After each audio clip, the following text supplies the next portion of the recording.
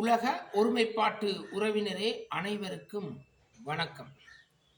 புதிய திருக்குறள் என்ற நூலிலிருந்து 1442வது குறட்பாவை உங்களுக்கு தற்காலத்திற்கு ஏற்ற வகையிலே முன்வைக்க இருக்கின்றேன். அந்த குறட்பா இவ்வாறுதான் அமைந்துள்ளது. திடீர் அறிமுகம் தன்னை புகழாவிடின் தன் நிலை காத்து வாழும். திடீர் அறிமுகம் தன்னை புகழாவிடின் தன் நிலை காத்து வாழும். இந்த குறட்பாவை சற்று ஆழ்ந்து சிந்தித்து பாருங்கள். திடீர் அறிமுகம், இதனுடைய விளக்கம் என்னவென்று சொன்னால், எப்போதும் அறிமுகம் இல்லாமல் முதல் முறையாக அறிமுகமாகுபவரிடம்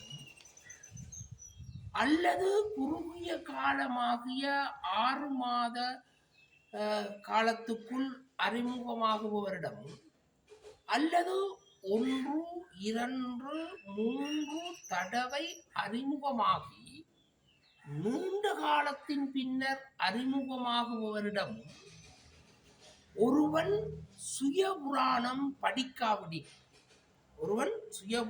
படிக்காவிடின் சுற்றத்தாரிடமும் உறவினரிடமும் சுயாதீனமாக வாழ்ந்து சமூகத்தில் தன்னுடைய சுய கௌரவத்தை பாதுகாத்து வாழ்பவனும் ஆவான்.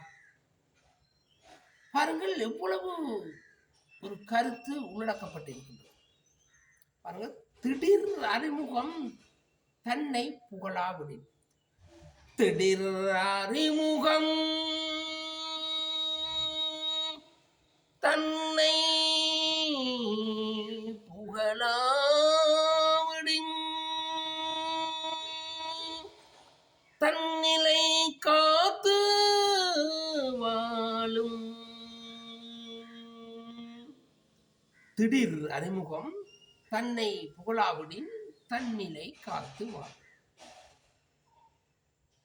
இவ்வாறாக இந்த 1442வது குறட்பாவை தற்கால சமூக வாழ்க்கை முறைக்கு ஏற்ப நாம் பொருத்தி பார்க்கலாம்.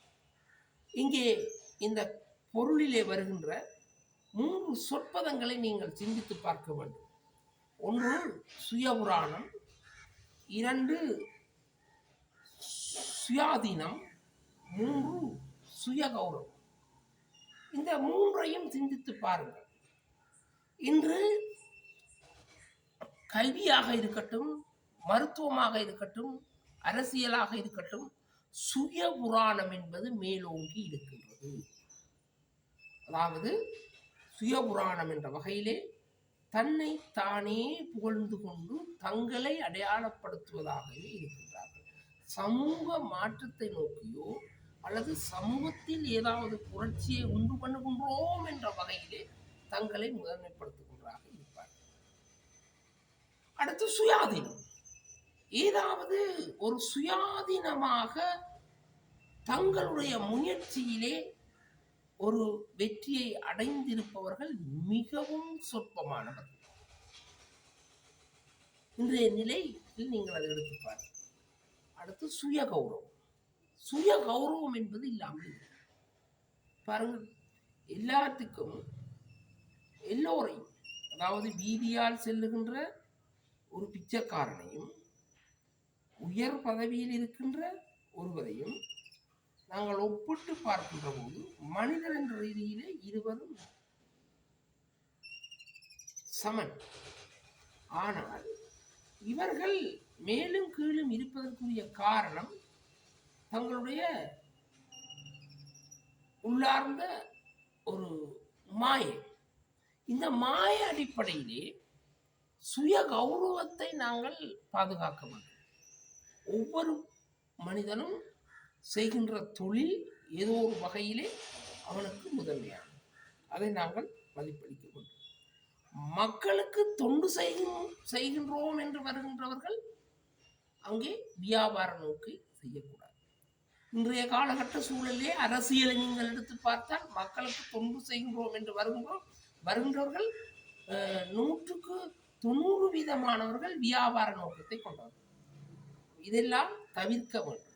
இந்த விடயத்திலே இந்த சுயபுராணம் பாடுதலை தவிர்த்து சுயாதீனமாக சுய கௌரவத்தோடு வாழ்ந்தால் நாம் வாழ்க்கையில் வெற்றி அடையலாம். இந்த இன்றைய காலப்பகுதிக்கு இந்த புதிய திருக்குறள் மிகவும் துல்லியமாகவும் சமூகத்தை ஒரு நிதர்சனமாகவும் படம் பிடித்து காட்டுகிறார். திடீர் அறிமுகம் தன்னை புகழாவிடின் தன்னிலை காத்து வாழும். அதாவது 2 பேர் சந்திக்கின்ற நேரத்தில் அல்லது ஒரு குழுவினர் சந்திக்கின்ற போது எப்போதும் அறிமுகம் இல்லாதவன் முதன் முறையாக அறிமுகமாகின்ற போது எங்களிடம் அறிமுகமாகும் அல்லது குறுகிய காலம் குறைந்தது ஒரு 6 மாத காலத்துக்குள் அறிமுகமாகுகிறது அல்லது 1, 2, 3 தடவை அறிமுகமாகி நீண்ட காலத்தின் பின்னர் அறிமுகமாகுவரிடமும் ஒருவன் சுயபுராணம் படிக்காவிடின் சுற்றத்தாரிடமும் உறவினரிடம் சுயாதீனமாக வாழ்ந்து சமூகத்திலே தன்னுடைய சுய கௌரவத்தை பாதுகாப்பவனாக இருப்பான் என்பதே இக்குறட்பால். மீண்டும் ஒரு குறட்பாவில் சந்திக்கின்றேன். அன்புடன் என் நேசன். நன்றி, வணக்கம்.